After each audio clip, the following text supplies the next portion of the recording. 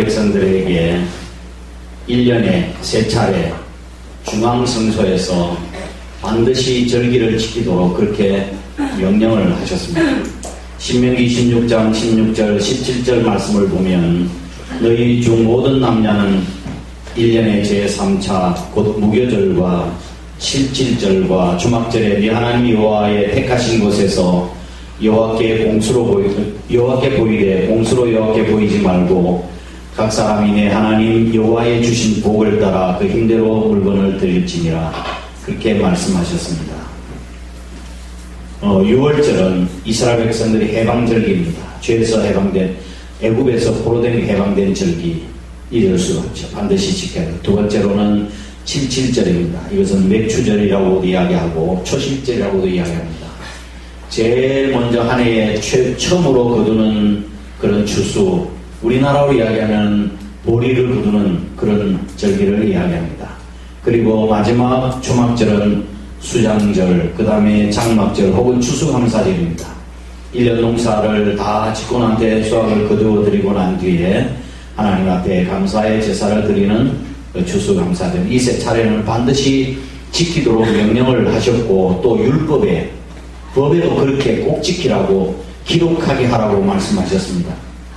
사실 우리가 살아가다 보면 이스라엘 백성들이 농사를 짓고 살아가다 보면 그저 아마 절기를 지킬 형편이 안 될 때도 있었을 것입니다. 그렇죠.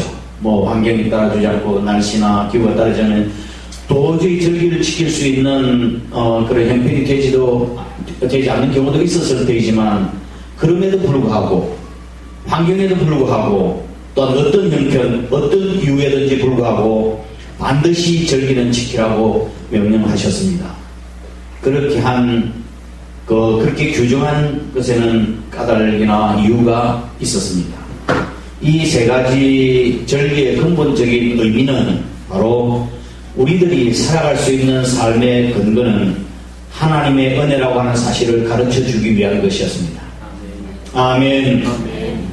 우리가 살아가는 이 삶의 모든 근거가 하나님의 은혜라고 하는 것을 가르쳐 주시기 위해서 절기를 꼭 지키라고 이야기하는 우리의 구원도 하나님의 은혜다. 내가 물어보면 여러분이 하나님 은혜라 대답하십시오. 우리의 구원도 우리가 하루하루를 건강하게 살아가는 것도 우리가 누리는 모든 축복도 하나님의 은혜인 것입니다. 영어에 think and thank 라는 말이 있습니다. think, 생각하라, and thank, 감사하라, 그런 말입니다. think라는 말과 thank라고 하는 말은 그 어원 뿌리가 같습니다. 생각해보면 감사가 나오는 거죠. 무엇을 생각하느냐, 어느 각도에서 생각하느냐가 문제이지 다 그 뿌리는 같아요. 미국에 종교의 자유를 찾아서 아메리카 대륙을 건너왔던 청교도들이 오늘날 미국의 그 조상들이 아닙니까? 신앙의 자유를 찾아 메이플라워를 타고 와서 수많은 어려움과 질병으로 많은 사람들이 죽고 고통 가운데서 씨를 뿌리고 수확을 하고 난 뒤에 하나님 앞에 예배를 드린 것이 오늘날 저와 여러분 우리가 드리는 추수감사절의 유래입니다. 그들은 추수를 가지고 생각하라 그리고 감사라고 하는 think and thank라고 하는 글씨를 쓰고 하나님 앞에 예배를 드렸다고 합니다. 우리가 매일매일 우리가 순간순간 생각하고 살아간다고 한다면 우리의 삶이 더 진지해지고 또 아름다운 믿음의 삶을 살아갈 수 있을 것입니다. 생각 없이 살아가게 되면 우리는 죄를 짓게 됩니다. 요즘은 이게 영혼이 없는 사람이라는 말도 하고 무개념의 사람 여러 가지 말하는데 무개념의 인간이 많아요. 생각 없이 제멋대로 행동하는 사람을 이야기하는 것입니다. 한 번은 지하철을 탔는데 어떤 젊은 여학생이 지하철에서 큰 소리로 막 깔깔거리고 웃고 전화를 하는 거예요. 앞에 서 있던 연세 지긋한 아주머니가 그에게 타일렀습니다. 여기는 공공기관 장소고 하니까 좀 조용하게 통화를 하라고 그렇게 타일렀습니다. 그랬더니 이 아가씨가 눈을 동그랗게 뜨면서 내가 전하는데 아줌마가 무슨 상관이에요? 그렇게 큰 소리를 쳤습니다. 아니, 이 학생이 어른이 이야기하면 참 잘 들어야 돼. 눈을 동그랗게 뜨고 뭐 큰 소리를 대꾸해. 그랬더니 아니 눈이 동그랗지 네모예요? 이래. 눈이 동그랗지 네모냐고. 이런 무개념의 인간들이 많습니다. 사람이 생각하면서 살아간다고 하는 것 중요한 일이에요. 오늘날 우리 현대인들이, 그리스도인을 비롯해서 우리 현대인들이 아주 쉽게 범하는 죄가 몇 가지가 있습니다. 생각 없이 살기 때문에 그렇습니다. 그 첫 번째가 원망죄입니다. 원망죄. 1장 21절 말씀을 보면 하나님을 알되 하나님으로 영화롭게도 아니하며 감사하지도 아니하고 오히려 그 생각이 허망하여지며 미련한 마음이 어두워졌나니 라고 되어 있습니다. 그 생각이 허망해졌다. 허망이라고 하는 말은 거짓이 많아서 믿었지 않다고 하는 뜻입니다. 영어는 futile 말인데 헛된, 알맹이가 없는 시시한 생각, 이걸 갖다가 허망이라고 하는 단어입니다. 원망과 불평, 이게 헛된 생각입니다. 또한 알맹이가 없는, 또한 시시한 생각입니다. 세상에서 가장 성숙한 정신이 감사하는 마음이라고 한다고 한다면 세상에서 가장 설익은 정신이 원망하는 마음이에요. 어설프기 때문에 남의 탓을 합니다. 원망하면서 살아갑니다. 어떤 사람은 입만 열면 원망이에요.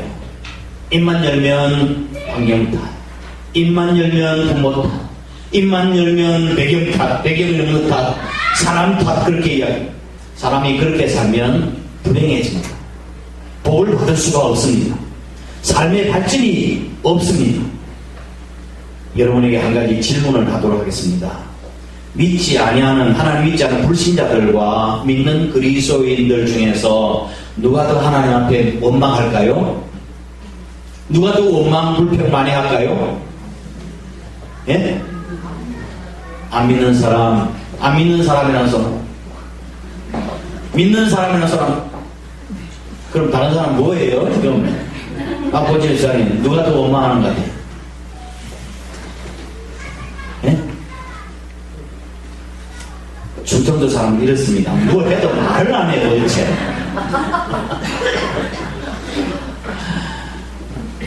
유감스럽게도 믿는 그리스도인들이 더 하나님 앞에 원망하고 불평 많이 합니다. 왜 그럴까요? 불신자들은 하나님을 믿지 않기 때문에 그렇습니다. 믿지 않기 때문에 하나님을 원망할 필요가 없지. 불신자들은 남의 탓을 하고 네 탓이라고, 너 때문에 그렇다고, 그 다음에 이런저런 핑계를 대지만 하나님을 대해서는 원망은 별로 안 해요.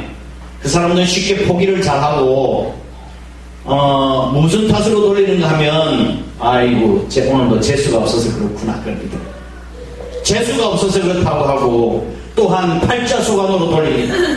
내가 이 팔자이다, 그렇게 하지 하나님을 원망하지는 않아요.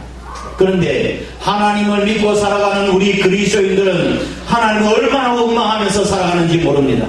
왜냐하면 하나님을 믿기 때문에 그렇습니다. 하나님을 믿기 때문에 원망, 불평하는 거예요. 히브리서 11장 6절 말씀을 보면 믿음이 없이는 기쁘시게 못하나니 하나님께 나아가는 자는, 그 말은 하나님 앞에 예배하고 기도하는 자는 반드시 살아계신 것과 하나님이 살아계시고 또한 자기를 찾는 자들에게 상 주시는 이심을 믿어야 할지니라. 그 말씀을 믿기 때문에 하나님 앞에 기도하면 들어주신다고 생각하고 있고, 하나님은 상 주시는 하나님이라는 사실을 믿기 때문에 그렇지 못할 때는 하나님 원망하고 불편한 거예요. 주실 줄 알았는데 안 주세요. 예? 기도 응답해서 들어주실 줄 알았는데 안 주시는 거예요. 그래서 원망하는 거예요. 내가 신앙생활 열심히 하고 충성봉사했는데 새벽 기도도 빠지지 않고 나왔는데 또한 11조 생활 잘하는데 왜 이렇게 풀리는 것이 없지? 하나님께서 잘해주셔야 되는 거 아니에요? 이렇게 원망을 합니다. 때로는 신앙인들이 내가 할 만큼 했는데 응답이 없고 그 결과가 시원치 않을 때 곧바로 서운한 마음이 찾아들게 되어 있습니다. 여러분은 여러분 자신 잘 한번 생각해 보세요. 얼마나 내가 원망을 많이 하면서 살아가고 있는가를 깊이 생각해 보시길 바랍니다. 영어 속담에 엉덩이에 종기가 난 사람은 어떤 의자에 앉아도 편하지 못하다는 영어 속담이 있습니다. 엉덩이에 종기가 났는데 아무리 푹신한 의자에 앉는다 할지라도 편하겠습니까? 이 말은 자신에게 문제가 있는 것이지 환경과 다른 사람에게 문제가 있는 것이 아니라고 하는 것을 말씀해 주고 있는 것입니다. 다른 곳에서 불평과 원망을 찾지 말고 내 자신에게서 스스로 찾아야 합니다. 원망하는 죄는 어리석은 죄입니다. 시시한 생각입니다. 알맹이 없는 것입니다. 우리가 생각 없이 짓는 죄 가운데 하나가 원망죄예요. 두 번째, 생각 없이 살면서 짓는 죄가 위선죄입니다. 위선죄. 1장 21절 시작을 보면 하나님을 뭐하되? 알되 줄을 끄세요. 하나님을 알되 하나님을 영화롭게도 아니하고 줄 거예요. 감사하지도 아니하다고 했습니다. 알면서도 안 하는 거예요. 이 말씀 앞에 있는 문장과 연결되어져 있는데 불신자들이 하나님에 대해서 하나님이 존재에 대해서 핑계치 못할 이유에 대해서 설명을 충분하게 이야기를 했습니다.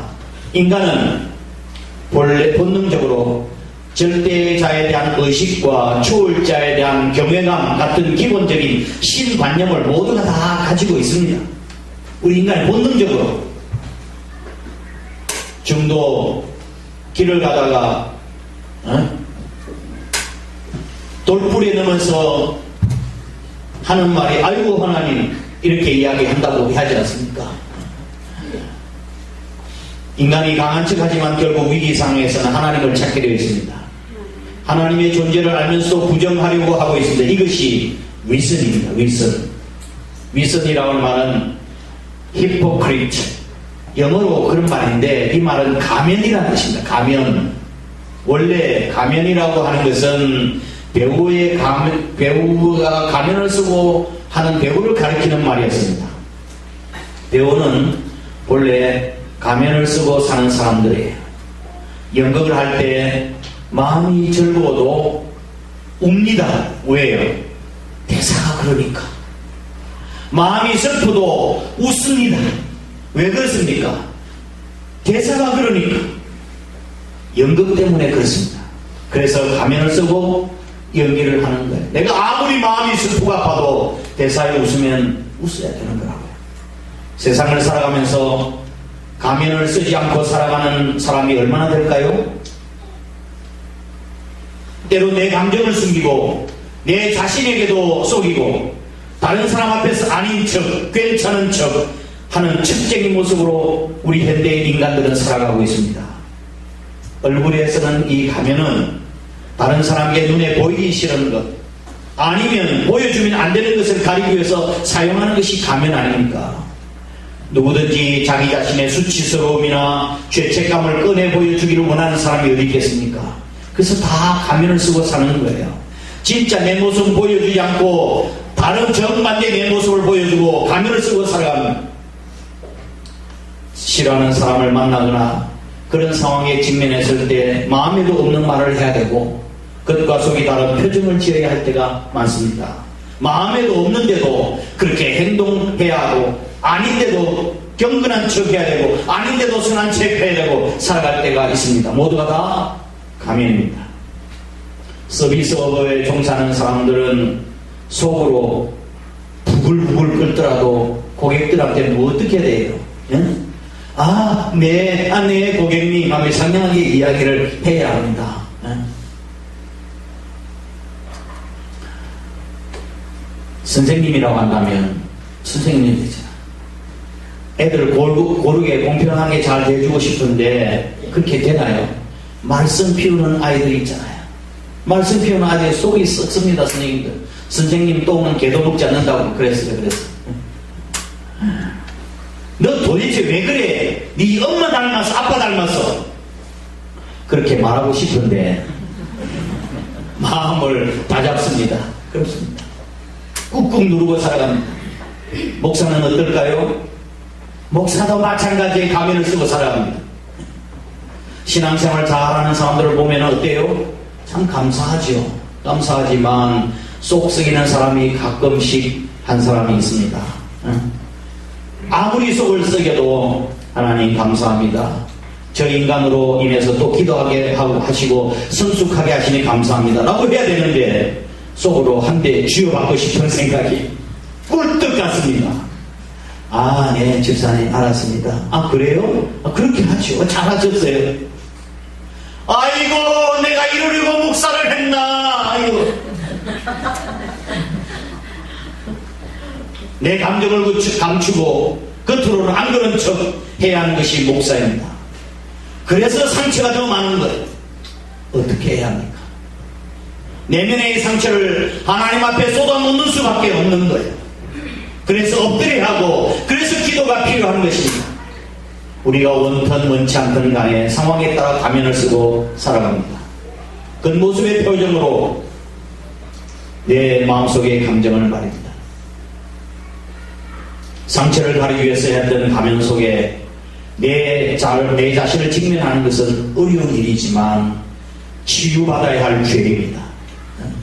우리 모두가 다 치유받아야 할 죄, 가면을 쓰고 살아가는 위선자들의 모습을 주님 앞에 내어놓고 치유받아야 하는 것입니다. 하나님 앞에 나와 나의 부끄러운 모습을 내어놓고 고백하고 치유받는 죄들 될 수 있길 바랍니다. 우리가 생각 없이 살아가다 보면 이런 죄를 짓습니다. 세 번째, 교만죄입니다. 생각 없이 살다 보면 짓는 죄, 교만죄. 스스로 22절 말씀 보겠습니다. 스스로 지혜 있다나 어리석게 되면 라고 했습니다. 지혜라고 하는 말은 헬라어로 소피아입니다. 소피아. 당시 헬라 문화권에서 이 소피아 지혜를 최고의 가치로 여겼습니다. 하지만 이 지혜는 하나님에 대한 영적 가치에, 영적 진리에 대해서는 전혀 깨달음이 없는 세상적인 지혜이기 때문에 하나님의 관점에서는 무지일 뿐입니다. 세상의 지혜에 대해서 똑똑하고 의롭고 뭐 잘난 척하지만 하나님의 지혜에서 보면 참 어리석고 무지한 거예요. 교만죄, 이서 내 생각이 짧아서 짓는 죄예요. 교만이 뭡니까? 자만이고 자기 과신이에요. 자, 사람이 자기의 능력을 믿고 자신을 지나치게 과신하게 되어지면 하나님에 대한 믿음의 분량이 그만큼 작아지게 되는 것입니다. 여기 우리의 믿음이 있습니다. 우리의 믿음이 있는데 내가 스스로 교만하고 자만하면 내 믿음의 분량에서 내가 차지하는 분량에 맞고 하나님은 조금만 받게 되는 거예요. 내가 겸손한 사람은 요만큼 되지만 그리고 하나님에 대한 신뢰가 더 높아지는 것입니다. 하나님 앞에서 내가 작아지고 배제되어지고 겸손해져야 하나님이 커지고 하나님의 의존도가 높아지는 이것이 참다운 믿음입니다. 그러나 더욱 큰 은혜를 주시나니 일러스되 하나님이 교만한 자를 물리치시고 겸손한 자들에게 은혜를 주신다 하였느니라. 야고보서 4장 6절에 말씀하셨습니다. 하나님은 겸손한 자를 좋아하십니다. 어쩌면 어떤 면에서 불신자들의 교만은 단순해요. 가졌다고 우쭐합니다. 좀 안다고 우쭐해요. 지위가 높다고 그들음을 피웁니다. 대부분 그런 경우예요. 단지 하나님을 모르는 것인데 그 모름은 무지해서 그런 거죠. 그런데 문제는 그리스도인의 교만입니다. 그리스도인 가운데서도 신앙적으로 아주 교만한 사람들이 있습니다. 특별히 자기가 잘 믿는다고 생각하는 것입니다. 내가 잘 믿는다고 생각하는 사람, 이게 생각 없이 짓는 하나님 앞에서 어리석은 생각이고 죄입니다. 서슴지 않고 그래서 남의 신앙을 비판하고 잘못을 지적합니다. 남의 마음을 불쾌하게 하고 기분을 상하게 만듭니다. 사회생활하면서 신앙생활하면서 남에게 지적질을 잘합니다. 나도 모르는 사이에 교만이 배어있어서 그렇습니다. 나는 요즘 하나님이 나를 너무나 사랑하신다는 걸 깨달았습니다. 하나님이 나의 기도를 너무 잘 들어주시는 것 같아요. 그렇게 이야기하는 사람도 있습니다. 이것도 신앙인들이 가지는 교만이에요. 하나님이 그 사람만 사랑하실 까닭이 없습니다. 하나님께서 그 사람의 기도만 들으실 까닭이 없으십니다. 어떻게 하나님께서 내 기도만 들으시겠습니까? 내 기도만 응답 잘 하시겠습니까? 그거는 교만이에요. 우리들이 무의식 중에 짓는 죄예요. 생각이 짧아서 나타나는 행동들이에요. 마지막으로 무심코 생각하지 않고 살아가는 사람들은 감사하지 않는 죄를 범합니다. 1장 21절 하나님을 알되 하나님을 영화롭게도 아니하며 감사하지도 아니한다. 원망도 죄이고 위선도 죄이고 교만도 죄이고 그러나 감사하지 않는 것은 더 큰 죄입니다. 단테의 신곡에 보면 지옥편과 천국편이 있는데 나눠져 있는데 지옥편에 가보면 지옥에 들어가는 사람들이 천계가 7계단이 있어요. 7천계. 예? 죄짓고 도둑질하고 간음하고 음란하고 그 다음에 한 우상 숭배하고 그 다음에 거짓 선지자 맨 마지막 밑에 누가 있는가 하면 배신자, 감사하지 않은 자, 배은망덕한 사람이 지옥의 맨 밑바닥에 있다고. 뭐 성경은 아니지만 단테의 신곡에 그렇게 기록이 되어 있습니다. 우리들이 이 세상을 살면서 감사한 일들이 얼마나 많습니까? 깊이 생각해 보면 감사할 것이 한두 가지가 아닙니다. 그런데도 사람들은 감사하지를 않습니다. 지금으로부터 약 50년 전에 미국 사람들에게 필요한 생활 조건이 72가지였습니다. 꼭 생활에 필요한 조건들 72가지. 그 중에서 꼭 필요한 거 없어서는 안 될 생활 필수품은 18가지였습니다. 72개 중에서 18가지였는데 지금 오늘 50년이 지난 뒤에는 그것이 사람들에게 필요한 생활 조건은 496가지. 7배나 늘었어요. 그리고 꼭 필요한 생활 필수품은 18에서 28개로 늘어났습니다. 이렇게 풍부한 생활을 누리면서도 그 축복을 오늘날 현대인들이 옛날보다 더 감사하지 않는다는 것입니다. 바피나는 사람이 세 가지만 있으면 우리는 하나님 앞에 항상 감사드려야 된다고 이야기했습니다. 세 가지만 있으면 하나님께 감사해야 된다고요. 첫 번째는 일용할 양식, 두 번째는 몸의 건강, 세 번째는 희망. 이 세 가지만 있으면 우리 항상 하나님께 감사해야 된다고 했습니다. 이번에 감사의 조건은 뭡니까? 제가 삼초포에서 목회할 때 우리 권사님의 딸이 있었는데 교장 선생님의 셋째 아들하고 혼인을 하게 되었습니다. 그런데 그 교장 선생님 아들이 셋이 있었는데 두 사람이 결혼한 뒤에 나중에 암으로 세상을 떠났습니다. 간암이었습니다. 아마 집안의 내력이었던 것 같습니다. 그런데 어느 날 우리 권사님의 딸의 그 사위가 몸이 좀 찌뿌둥해서 건강검진 받으러 경상대학병원에 입원해서 건강검진 받으러 갔는데 갔다가 2개월 만에 세상을 떠나고 말았습니다. 건강검진 받으러 갔다가 아무런 몸에 이상도 없었는데 간암이라고 하는 그런 진단을 받고 수술도 못하고 2달 만에 세상을 떠난 것입니다. 우리가 건강하게 살고 있는 것도 기적이고 참 감사할 일이에요. 또 지금같이 복잡하고 세속적인 사회에서 내가 신앙생활을 유지하고 살아간다고 하는 것도 기적이고 감사할 일 아닙니까? 왜 아니겠습니까? 독일 역사에 마티 바덴이라고 하는 사람이 있습니다.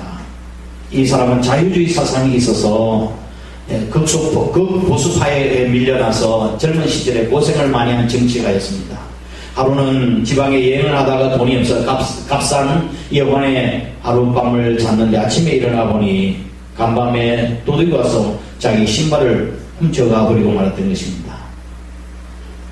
아니 벼룩이도 낯짝이 있지 이 가난한 정치가에게 어느 놈이 내 신발을 훔쳐갔느냐고 그렇게 하면서 하나님이 왜 나같이 가난한 사람의 신발을 훔쳐가도록 도둑하게 그렇게 허락했냐고 하나님 앞에 오만불평을 했습니다. 친구가 그래서 헌 신발을 하나 주면서 오늘 주일이니까 같이 예배드리러 가자고 해서 할 수 없이 예배드리러 갔습니다. 마지못해 교회 가서 예배를 드리는데 예배드리는 과정에서 2 다리가 없는 사람을 보게 된 것입니다. 그 2 다리가 없는 사람이 하나님을 찬양하고 열정적으로 찬양하고 기도하는데 눈물을 펑펑 흘리면서 하나님 앞에 기도하는 모습을 보았습니다. 그때 젊은 정치가 바덴은 마티 바데는 충격을 받았어요. 부끄러움을 느꼈던 것입니다. 저 사람은 신발을 잃어버린 정도가 아니라 두 다리를 다 잃어버렸으니 신발이 있어도 신을 수가 없구나.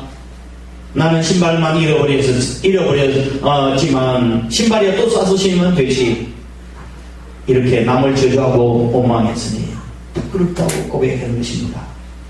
그 불구자의 가마가 마티의 삶에 새로운 변화를 주었어요. 그때부터 마티 바데는 늘 감사하는 생활을 했다고 그럽니다. 항상 감사할 조건들을 찾았어요. 그리고 마침내 하나님의 축복으로 독일 국민들의 존경을 받는 재무부 장관이 되었습니다. 그래서 국가를 위해서 크게 일하는 정치가가 되었습니다. 인간의 모습 가운데 가장 성숙한 자세는 감사하는 모습입니다. 감사는 생각하는 삶에서 쏟아나오는 거예요. 우리 그리스도인이 생각 없이 짓는 죄, 원망죄, 위선죄, 교만죄, 감사하지 않는 죄, 이런 죄를 이길 수 있는 방법이 뭘까요? 사무엘 존슨이라는 사람은 감사하는 마음은 높은 교양에서 우러나오는 것으로서 저속한 인간에게는 찾아볼 수 없는 것이라고 이야기했습니다. 성숙한 사람만이 가질 수 있는 거예요. 감사의 삶은. 감사하는 마음을 가지고 살아가는 것은 아무나 할 수 없는 복된 마음이고, 그 자체가 아름다움이고, 그 자체가 성숙함이에요. 생각하면서 살아갈 수 있었으면 좋겠습니다. 불평과 불만을 늘 입에 달고 다니는 제자가 있었습니다. 하루는 스승이 그를 불렀습니다. 그리고 소금 한 사발과 마실 물 한 컵을 가져오라고 그랬습니다. 그래서 가져온 제자에게 이 컵에다가 소금 한 컵을 집어넣었습니다. 소금 한 컵을 집어넣고 물을 마셔보라고 그랬습니다. 당황스러워하면서 그 소금물을 마셨습니다. 맛이 어떠냐고 물었습니다. 안 그래도 늘 불평이 입에 달고 살았던 제자가 퉁명스럽게 너무 짭니다 그렇게 얘기했습니다. 그리고 그를 데리고 다시 호수로 데려갔습니다. 깨끗한 호수에다가 소금 한 주먹을 가지고 호수에다 물을 뿌렸습니다. 그리고 호수물을 떠서 한번 마셔보라고 그랬습니다. 똑같은 질문을 했습니다. 맛이 어떠냐 그랬더니 시원하네요. 맛이 짜지 않습니다. 그랬답니다. 말이 끝나자 스승이 제자에게 이렇게 훈계했다고 합니다. 인생의 고통은 소금과 같은 것이라네. 그래서 그러나 그 짠맛의 정도는 담는 그릇에 따라 달라지는 법이지. 네가 고통 속에 있고 원망과 불평한 일이 있는 일이 있다고 한다면 너는 흙과 같은 존재가 되지 말고 호수와 같은 존재가 되거라.